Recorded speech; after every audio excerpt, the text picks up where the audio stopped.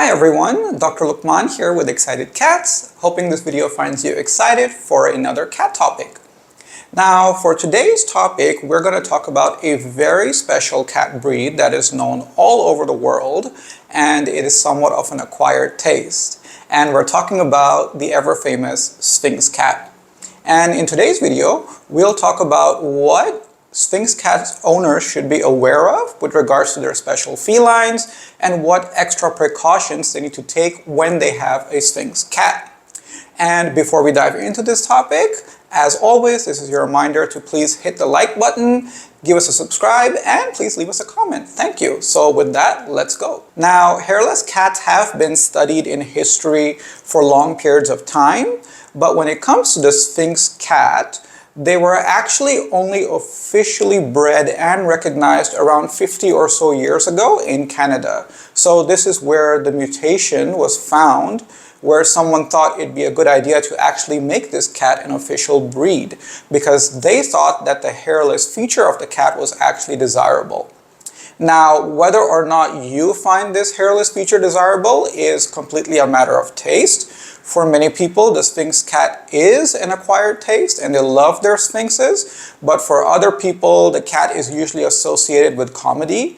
This is especially true in popular culture because it was featured on some very popular shows such as Friends, and the implication being that the Sphynx cat did not look like a normal cat. But regardless of your choice, Sphynx cats are actually the most popular hairless cat breed in the world. Although it is worth noting that they aren't the only hairless cat breed in the world, they are, by far the most popular one.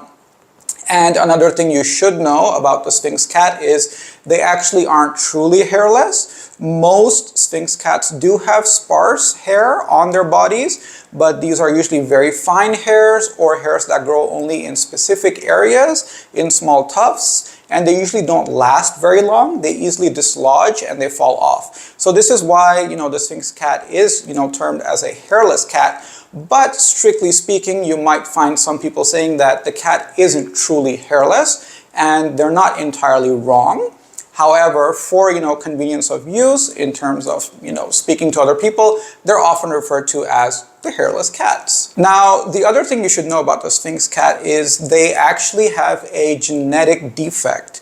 In other words, if this cat was out in the wild or if this cat was, a stray cat, their quality of having no hair would actually be a disadvantage for reasons we'll discuss shortly.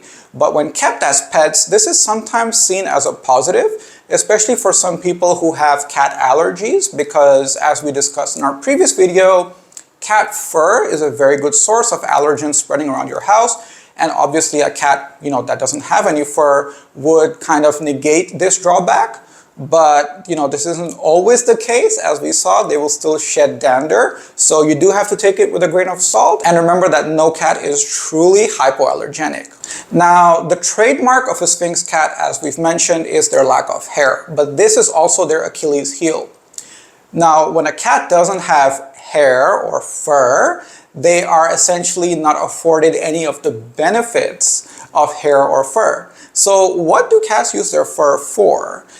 For us, cat fur is usually just something that makes them look very fluffy and cute and helps us identify our pets. It's like I have a black cat, or I have an orange cat, or I have a tabby cat, calico cats. So we kind of associate their fur with color, but their fur has a lot of functions. And the main function of, a cat's fur is thermoregulation.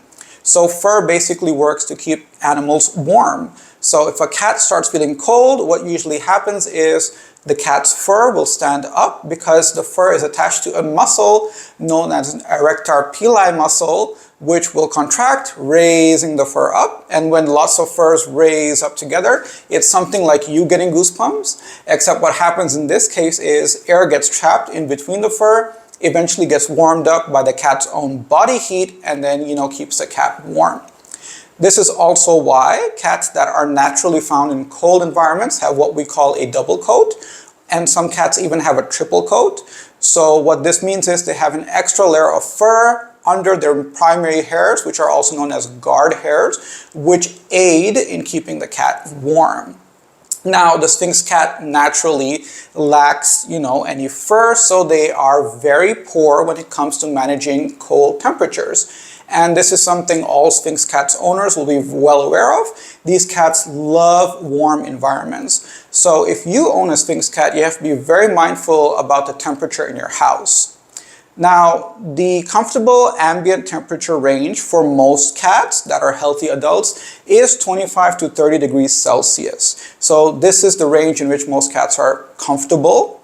And most healthy adult cats that do have fur and no underlying health issues are able to tolerate temperatures as low as 15 to 20 degrees Celsius. However, the Sphynx cat, no matter how healthy they are not afforded this luxury. So you have to be very careful with your thermostat settings if you have a Sphynx cat. And if you live in a country or a region where, you do experience weather and you do experience winter time, you have to be very, very careful that your Sphynx cat will go cold sooner than other cats would. So this is where pet clothes are really useful. And in addition to pet clothes, you do have to monitor the thermostat inside your house and your environment, and ideally offer your cat a lot of sources of warmth, such as a very nice comfortable bed with an extra blanket or something along those lines. Now, the interesting thing about Sphynx cats is because they lack fur, they actually love sun. So you'd often find pictures of Sphynx cats basking in sunlight, spending a lot of time in windows where they get, plenty of sunshine on them to keep warm, basically. However, this is again a disadvantage and not something that you should allow your Sphynx cat to do too much, because essentially a Sphynx cat is naked, and when they're exposed to the sun, they can easily sunburn. So this is similar to how if you went out and you have like hair and someone else was with you and they're a bald person, the bald person has a higher chance of ending up with a sunburn than you do. It's also the same as if you were at a beach and you were fully clothed and someone else was next to you, maybe perhaps in just a pair of beach shorts, they would have more skin exposed to the sun, so they are more likely to sunburn. And with regards to Sphynx cats, they love the sun because the sun, gives them warmth. However, again, your cat can sunburn. And another function of fur, which is often overlooked, is that it actually helps cats when they're in the sun as well. Because what fur will do is actually deflect sun rays away from the cat's body. And by doing so, it protects the cats from the sun's harmful rays. This is important because there are some cancers in cats that can be perpetuated or have an increased likelihood of happening if a cat is overexposed to sunlight. And the most common one of all of these is known as a squamous cell carcinoma. In most cats, you would find this cancer usually somewhere on their face. The reason being because there are parts of the face that aren't well covered with fur. So therefore, these areas are more prone to damage from the sun, and this is where the cancer may develop. Now, if you look at a Sphynx cat, because they lack fur almost everywhere, you have to be very cautious if you do own this cat, because what's going to happen is they're going to love sunbathing, they're going to love basking in the sun, but they might burn, and they're also at an increased risk of some cancers. Now, with regards to sunlight exposure, you might be wondering if sunscreen is safe for your cat. And while there are some sunscreen products out there intended for use on cats, you have to be very mindful that almost all sunscreens are not FDA regulated as of yet. So there is a risk when you're applying these products onto your cat. In addition, please remember the golden rule, cats love grooming. So if you put sunscreen all over your cat, what's essentially going to happen is your cat will likely just lick all of it off. And then you're left with a cat that might become ill because they just licked off so much sunscreen. So sunscreen is useful in some circumstances where you can just apply it on areas where your cat cannot lick off the sunscreen. And again, sunscreen is not a free license to send your pet out into the sun. Rather, it should be used as a protective mechanism for when you do expose your pet to the sun. And if you do plan on using sunscreen for your cat, please consult with your veterinarian and use a product that they recommend for your cat. And Until we have better clarity with regards to sunscreen uses for Sphynx cats, the best solution is to keep them out of the sunlight if you do have a Sphynx cat, and of course use pet clothes if your cat doesn't mind wearing the pet clothes. Now, this is something you'll have to get your cat used to, and most Sphynx cat owners get them used to clothes when they're very young kittens so that they don't really object to them while they're older. But this can take some time depending on the personality of your cat, and this is something that each cat has to be individually assessed for. In keeping with the trend of getting your Sphynx kitten used to stuff from a young age is bathing. Now, you might be thinking that because this cat has no fur, why are we giving it, excessive amount of baths? But the truth is that Sphynx cats actually need more baths than most regular cats do. The reason being, again, because they lack hair. They usually get a very high buildup of all their sebaceous gland excretions on their skin. And then what owners will notice is when the cat sits anywhere or walks against a wall or any surface, they leave oil spots all over their house and all over, furniture, and, it just becomes a bit unpleasant. And the cat does start to feel a bit sticky and oily when they're, interacting with their cat. So Sphynx cats actually do need, extra baths. And the frequency depends, but most people recommend at least 2 to 3 baths per month. I personally do know some owners of Sphynx cats who are able to pull off just 1 bath a month. But again, this will depend on your cat. There's no guarantee that you would only have to bathe your Sphynx cat once a month, twice a month, or once a week even. But this is something that if you are planning to adopt a Sphynx cat or have a Sphynx cat, should be aware of, that you should have to be very comfortable with giving your cat a bath, and you should get them accustomed to baths from a very young age.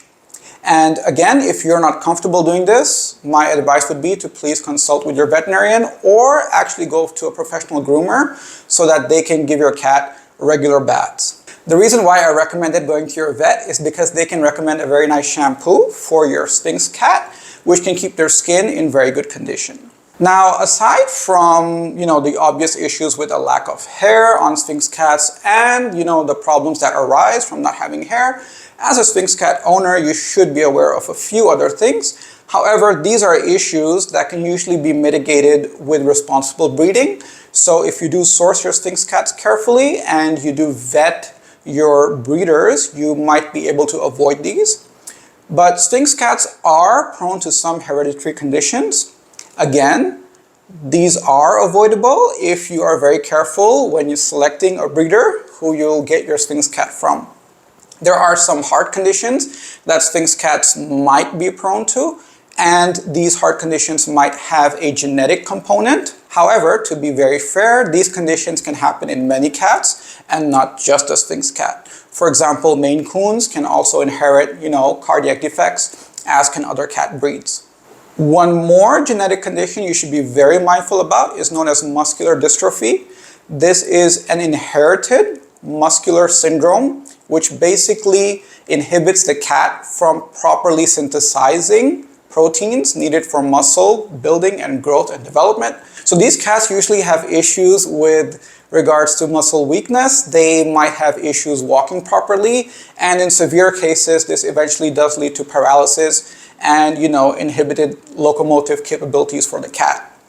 But like we've said, responsible breeding can curb these issues. However, it doesn't hurt to be mindful of these issues. So that's it for today's video, guys. I really hope you enjoyed this topic. I really hope you guys learned something. As always, do keep it here on Excited Cats, and I'll see you on the next one. Dr. Luqman signing off for now. Bye, guys.